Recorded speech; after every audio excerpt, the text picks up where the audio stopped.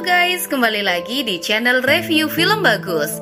Pada kesempatan kali ini, aku akan menceritakan kalian sebuah film yang berjudul Oldboy yang dirilis pada tahun 2003. Film ini menceritakan banyak lika-liku kehidupan dari seorang pria yang dipenjara pada sebuah kamar hotel yang tertutup. Makanan dikirim melalui lubang kecil. Bagaimana kisahnya? Yuk kita langsung saja ke alur ceritanya. Film ini diawali dengan seorang pria yang memegang dasi, di mana ia sedang berusaha menolong seorang pria lain yang ingin bunuh diri di tepi sebuah bangunan. Pria yang memegang dasi tersebut bernama Oh Dae-soo. Ia memerintahkan pria tersebut untuk mendengarkan ceritanya. Film kemudian diputar mundur ke tahun 1988. Dae-soo adalah seorang pengusaha Korea dengan seorang istri dan memiliki anak perempuan. Pada ulang tahun putrinya yang keempat, dia dijemput oleh polisi. Karena mabuk dan tidak tertib, dia mengganggu beberapa orang lain. Di kantor polisi, Dae-soo menunjukkan kepada mereka sayap malaikat yang dia beli untuk putrinya. Akhirnya, dia harus ditebus oleh teman lamanya, Jo-hwan. Sementara Jo-hwan berada di bilik telepon berbicara dengan putri Dae-soo, Yoon-hee dan istrinya Kim Jo-hyun. Ketika Jo-hwan melihat keluar, Dae-soo diculik oleh orang tak dikenal. Scene selanjutnya, Dae-soo muncul di penjara pribadi yang merupakan kamar hotel. Dia telah ditahan di sana selama 2 bulan tanpa ada kabar tentang siapa yang menahannya di sana atau mengapa dia ditahan. Dae-soo menerima makanan melalui lubang kecil di bagian bawah pintu dan dia dibius menggunakan gas hingga tidak sadarkan diri setiap kali dia ingin bunuh diri. Atau ketika pemiliknya membutuhkan akses ke ruangan, misalnya untuk memeliharanya dan memotong rambutnya. Satu-satunya kontaknya dengan dunia luar adalah melalui televisi, di mana suatu hari dia menonton berita bahwa istrinya telah dibunuh. Putrinya telah dikirim ke panti asuhan dan bahwa dia sendiri adalah tersangka utama. Penculiknya mengambil darah dan barang-barang lain dari dia dan mungkin telah meninggalkan cukup bukti di TKP untuk melibatkan dia sebagai pelaku. Karena penahanannya yang berkelanjutan, Dae-soo mengalami kegilaan dan halusinasi kekerasan. Dae-soo mencoba untuk menguasai kewarasannya dan menemukan penculiknya. Dae-soo mengisi beberapa buku catatan dengan buku harian autobiografi penjara. Menulis semua orang yang mungkin dia sakiti di masa lalu, tetapi tidak dapat mengetahui siapa yang akan sangat ia benci. Pada tahun kelima, dia mulai menulis garis di lengannya untuk setiap tahun dia di penjara dan memaksa dirinya untuk berlatih tinju bayangan dan meninju dinding sampai kapalan tebal terbentuk di jarinya. Ketika salah satu pengiriman makanan ke ruangannya ternyata memiliki sumpit logam tambahan, dia menyembunyikannya dan menggunakannya untuk menggali lubang di salah satu dinding secara perlahan. Selama 10 tahun berikutnya, dia berolahraga mengikuti acara terkini di TV, dan dia melonggarkan cukup banyak batu bata dengan sumpit itu untuk melihat dunia luar. Dae-soo menghitung bahwa dia akan membutuhkan 1 bulan lagi untuk membuat lubang yang cukup besar untuk melarikan diri. Malam itu dia dibius lagi dan seorang wanita menghipnotisnya. Ia bangun dengan lingkungan yang tidak dikenalnya. Dae-soo dibebaskan di atap sebuah bangunan yang ternyata itu adalah tempat pertama saat ia menghilang. Dia memiliki baju baru dan buku harian penjaranya, menyesuaikan diri dengan cahaya sore yang cerah. Dae-soo lalu melihat pria lain duduk di tepi gedung dengan anjing kecilnya, manusia pertama yang berinteraksi dengannya dalam 15 tahun. Dae-soo terkejut tidak dapat melakukan percakapan yang layak dengannya. Kita mengetahui bahwa pria itu ingin bunuh diri. Lalu Dae-soo berkata, "Meskipun aku tidak lebih baik dari binatang buas, bukankah aku memiliki hak untuk hidup?" Ia kemudian mencoba untuk melompat dari tepi bangunan itu, tapi Dae-soo meraih dasi pria itu dan menyelamatkannya dari kematian. Dae-soo memberitahu pria itu untuk menunda kematiannya, karena dia ingin menceritakan kisahnya. Adegan berakhir pada titik di mana film dimulai. Setelah menceritakan kisahnya, Dae-soo berjalan pergi keluar gedung dan mengabaikan permintaan pria yang putus asa itu untuk mendengarkan ceritanya secara bergantian. Saat dia meninggalkan pintu depan, pria yang ingin bunuh diri itu lalu mendarat di sebuah mobil di belakang Dae-soo. Dae-soo berhenti sejenak diikuti dengan senyuman lebar. Tertawalah dan dunia tertawa bersamamu. Menangislah dan kamu menangis sendirian, pikirnya dalam hati.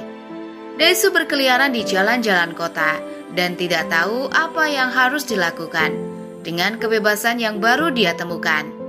Karena musuh-musuhnya menjebaknya sebagai pembunuh istrinya. Ketika sekelompok preman menyerangnya, ia menemukan bahwa 10-15 tahun pelatihannya telah membuahkan hasil. Dia menangkis mereka hanya dengan tinjunya. Selanjutnya, Dae-soo berdiri di jalan melihat ikan berenang di akuarium. Seorang pria tunawisma tiba-tiba memberinya dompet penuh uang tunai dan 1 buah ponsel. Dia kemudian bertemu Mido, seorang gadis yang bekerja di sebuah bar sushi.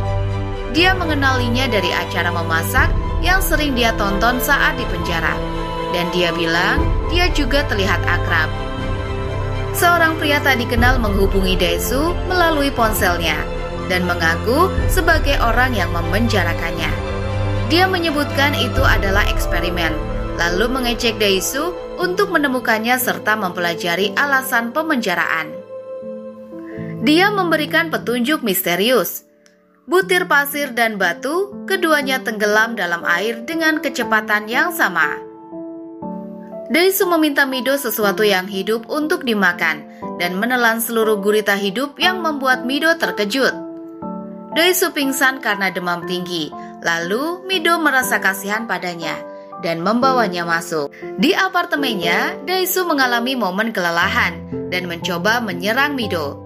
Selama beberapa hari berikutnya, Mido melakukan beberapa penyelidikan dan mengetahui bahwa putri Dae-soo telah diadopsi oleh pasangan di Swedia. Dae-soo memutuskan untuk tidak menghubunginya lagi dan pulang dengan Mido, hanya untuk mengetahui bahwa dia telah mengobrol di komputernya untuk beberapa waktu dengan seseorang yang kemudian mengungkapkan menjadi penculik Dae-soo. Dae-soo tidak bisa mempercayai Mido dan pergi. Berdasarkan rasa pangsit yang dia makan selama 15 tahun saat di penjara dan setelah melihat nama naga biru pada potongan kwitansi, Dae-soo pergi ke berbagai restoran Cina dengan nama naga biru untuk menentukan dengan tepat restoran mana itu. Dia akhirnya menemukan yang tepat yang disebut naga biru. Dia mengikuti anak pengantar di salah satu panggilannya dan tiba di sebuah penjara. Sesampainya di sana, dia menemukan lalu mengikat manajer penjara, Tuan Pak, serta menyiksanya dengan mencabut gigi pria itu dengan palu cakar. Tuan Pak mengarahkannya ke rekaman dan salah satunya bertuliskan namanya. Dari rekaman itu, Dae-soo mengetahui bahwa fasilitas itu adalah penjara pribadi bagi orang-orang yang ingin dikurung. Setelah pergi, para penjaga penjara mengeroyok Dae-soo, tapi ia dapat melawan mereka semua hanya dengan palu cakar dan tinjunya, walaupun dia ditikam dari belakang. Dae-soo terluka parah dan dia dimasukkan ke dalam taksi oleh seorang pria yang lewat. Pria itu mengirim taksi ke alamat tempat Mido dan mengungkapkan bahwa dia adalah penculik Dae-soo. Tetapi Dae-soo tidak dapat berbuat apa-apa karena dalam keadaan lemah. Kembali ke rumah, Mido merawatnya hingga sembuh. Dae-soo pergi menemui teman lamanya, Jo-hwan, di toko internetnya dan memutar rekaman untuknya. Jo-hwan tidak mengenali suara itu, tetapi berhasil mengidentifikasi teman obrolan online Mido yang menyebut dirinya Evergreen. Mereka memulai obrolan dan Evergreen mengucapkan selamat kepada Dae-soo karena kasus pembunuhan istrinya telah dihentikan serta mengejeknya lagi. Dae-soo kembali ke rumah dan mencoba untuk mencari lebih banyak informasi dari Mido. Dae-soo masih berpikir dia bekerja dengan Evergreen. Tiba-tiba Jo-hwan menelpon mengatakan bahwa dia telah melacak ID pengguna Evergreen dan menemukan hasil pemiliknya. Nama pemiliknya adalah Soo Dae-oh dan Soo Ada. Dae-oh menyadari itu adalah sebuah apartemen di gedung seberang jalan dari apartemen Mido. Dae-soo bergegas pergi menyelidiki apartemen dan akhirnya bertemu dengan penculiknya di salah satu kamar. Seorang pria bernama Woo-jin dan pengawalnya Tuan Han. Dae-soo mencoba menyerang tapi dilumpuhkan oleh Han. Woo-jin memberitahu Dae-soo bahwa dia tidak bisa membunuhnya karena jika dia melakukannya, dia tidak akan pernah tahu mengapa dia dipenjara. Dan jika dia mencoba menggunakan penyiksaan, Woo-jin akan menonaktifkan alat pacu jantung yang telah dioperasikan di rumahnya sendiri. Tapi Woo-jin menawarkan untuk bermain dengan Dae-soo. Dia harus mencari tahu mengapa semua ini terjadi padanya dalam 5 hari ke depan. Jika dia gagal, Mido akan mati pada 5 Juli. Jika dia berhasil, Woo-jin berjanji untuk bunuh diri. Saat pergi, Woo-jin dengan santai mengatakan bahwa Dae-soo membiarkan pintu depannya terbuka. Dae-soo berlari pulang dan menemukan bahwa Tuan Park serta gengnya telah menangkap dan melecehkan Mido. Lalu Tuan Park menggunakan trik penyiksaan mencabut gigi yang sama pada Dae-soo. Ketika akan mencabut gigi, tiba-tiba ada telepon. Lalu Tuan Han muncul di pintu dan menawarkan Tuan Park sebuah koper penuh uang jika dia pergi. Park mengambilnya dan saat pergi, Dae-soo mengancam akan memotong tangan Park. Dae-soo serta Mido meninggalkan apartemen. Keesokan harinya, dengan bantuan Mido, Dae-soo mengetahui bahwa Evergreen mengacu pada sekolah menengah lamanya, di mana ia menemukan Woo-jin pernah menjadi sesama siswa. Dia memanggil temannya Jo-hwan yang mengkonfirmasi temuan itu, dan menyebutkan bahwa saudara perempuan Woo-jin yang bersekolah di sekolah itu memiliki reputasi yang tidak baik, lalu kemudian bunuh diri. Karena tidak dapat memata-matai Dae-soo lagi, Woo-jin pergi ke toko internet Jo-hwan. Dia marah atas komentar yang dibuat tentang saudara perempuannya, lalu memukuli Jo-hwan sampai mati. Dae-soo sangat curiga bahwa alasan pembicaraannya ada hubungannya dengan kematian saudari itu. Dae-soo melacak Tuan Park karena kehilangan tangan untuk Woo-jin. Dia sekarang kooperatif dan setuju menahan Mido di fasilitas penjara untuk menjaganya tetap aman dari Woo-jin.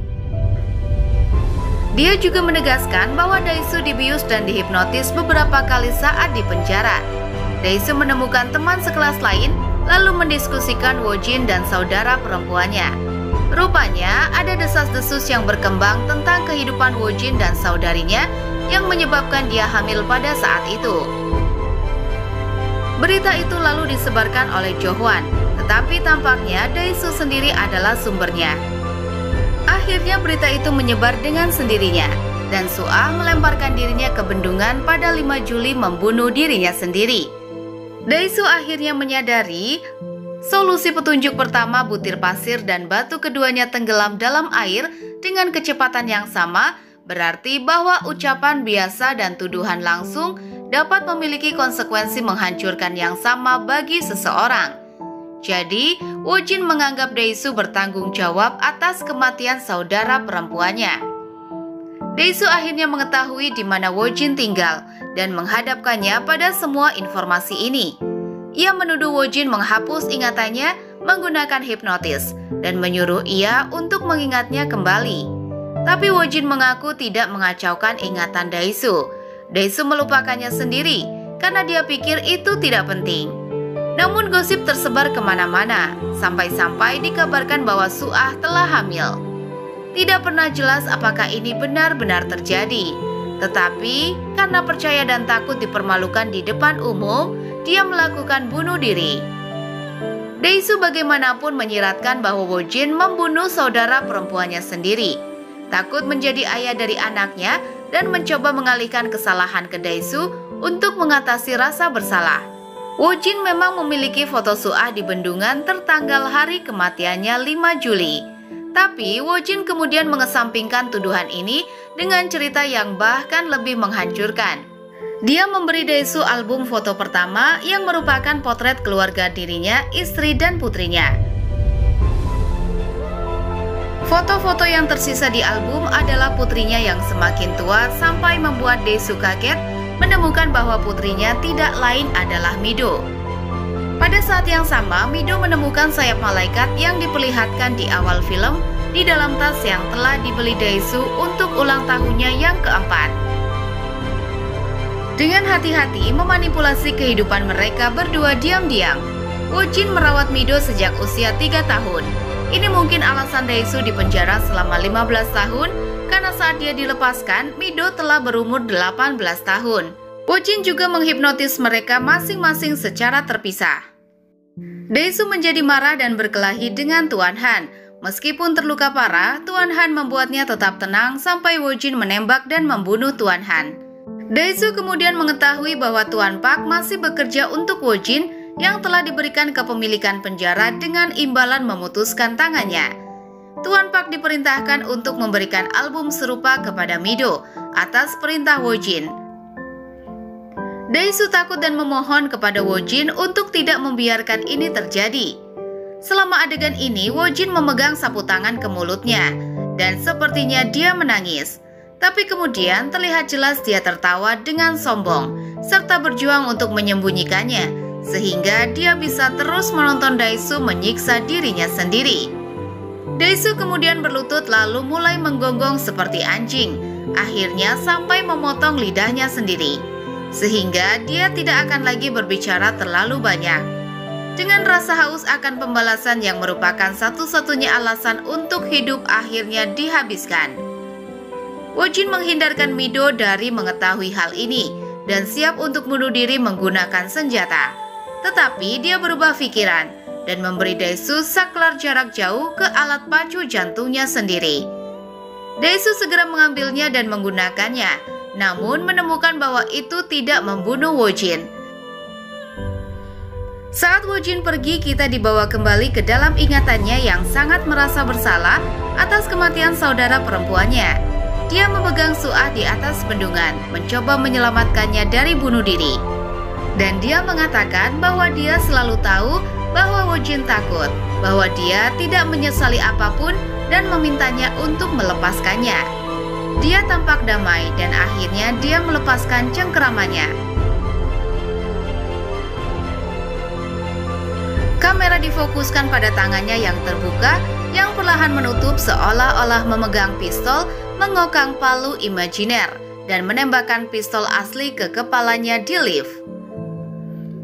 Scene berpindah di sebuah pemandangan musim dingin. Daesoo pergi ke seorang ahli hipnotis yang ternyata adalah orang yang sama yang disewa Woo-jin untuk menghipnotis Daesoo dan Mido. Lalu meminta bantuannya untuk melupakan rahasianya. Dia menulis surat padanya karena dia tidak bisa lagi berbicara. Penghipnotis mengatakan bahwa dia awalnya tidak ingin membantunya, tetapi dia tersentuh oleh kalimat terakhirnya yang mengatakan, "Meskipun saya tidak lebih dari binatang buas, bukankah saya juga memiliki hak untuk hidup?" Penghipnotis memberitahu Daesoo untuk membayangkan dirinya kembali ke penthouse Woo-jin. Dia menggunakan hipnotis untuk membagi Daesoo menjadi dua kepribadian. Sang monster yang menjaga rahasianya dan Daesoo yang lain tidak tahu rahasianya. Penghipnotis mengatakan kepadanya bahwa monster itu akan pergi. Dan untuk setiap langkah yang diambil, dia akan menuai 1 tahun. Daesoo terbangun dan penghipnotis sudah pergi. Dia dibiarkan terbaring di tanah yang dingin dengan perasaan menghijau. Lalu akhirnya dengan sedikit ragu, dia bertemu dengan Mido dan mereka berpelukan. Mido yang berbicara lembut memberitahu Daesoo bahwa dia mencintainya. Dan senyum lebar muncul di wajah Daesoo yang perlahan-lahan hancur menjadi seringai tersiksa. Dan film pun berakhir di sini. Oke guys, itu dia alur cerita film Old Boys 2003. Jika kalian suka dengan alur cerita film ini, silahkan bergabung dengan cara like, komen, dan subscribe. Aku pamit undur diri, see you on the next video.